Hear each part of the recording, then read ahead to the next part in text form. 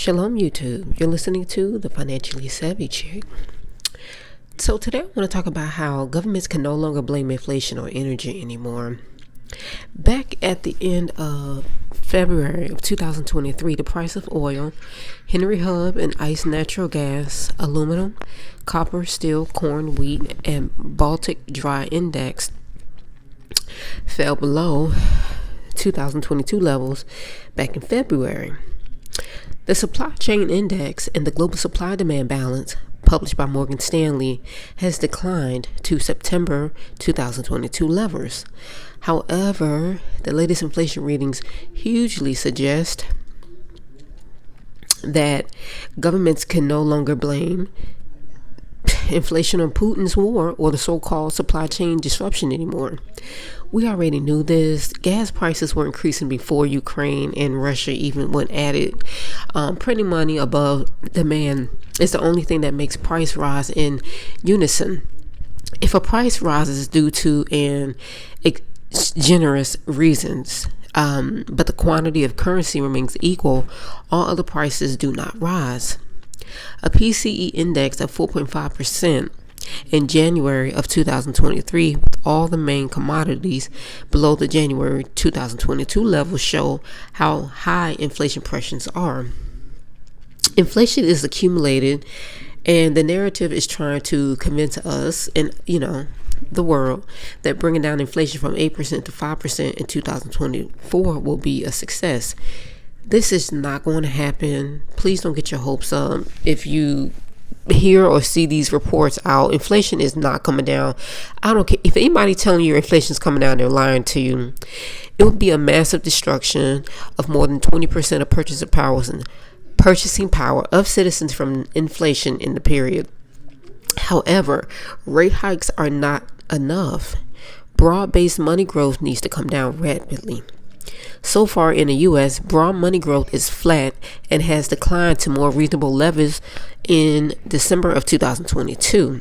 However, the latest ECB reading of broad money growth in the euro area points to a 4.1% increase, which is very high compared to the modest gross domestic product growth, and certainly very high compared with the estimates of 2023. There has been more than at least two consecutive quarters where the GDP has not grown. It's steadily declining. So we're already in a recession. Broad money growth was too aggressive in 22, and it may take some time to ease the inflationary pressures to a level that does not make citizens even poorer. Two recent papers published by the Bank of International Settlements reminds us that money growth was the main culprit for the inflation surge. Brio, Hoffman, and Roszak conclude that a link can also be seen in a recent possible transition for a low to high inflation regime. An upsurge in money growth preceded the inflation flare-up, and countries with stronger money growth saw markedly higher inflation. Looking at money growth, you would have, it would have helped to improve post-pandemic inflation forecasts, suggesting that its informative value may have been neglected. Rees did explain that inflation rose because central banks allowed it to rise, rather than highlighting isolated mistakes in judgment. This paper points instead to underlying forces that created a tolerance for inflation that persisted even after the deviation from target became large.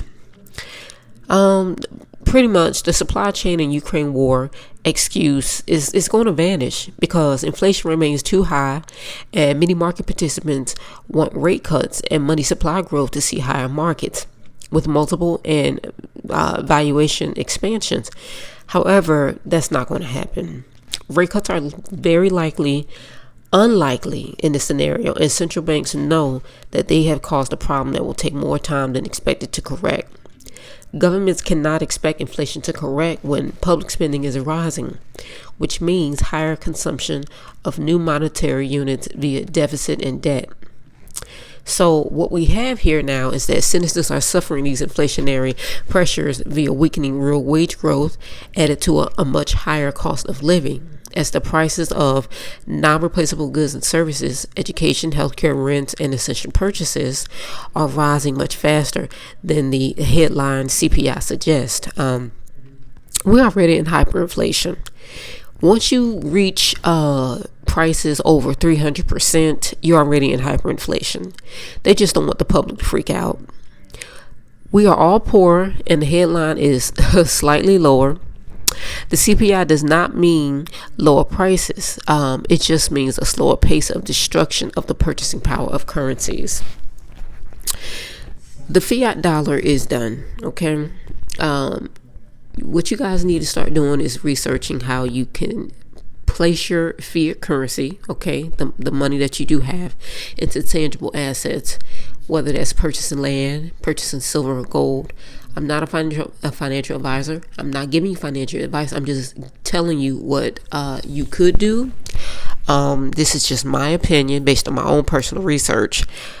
Just look up what are tangible assets and go from there. Please hit the thumbs up on this video. It helps the YouTube algorithm. It helps it get seen by more people. Please share this video with your family and friends. Don't forget to visit our website, financiallysavvychick.com. Check out our blog section. Until next time, shalom.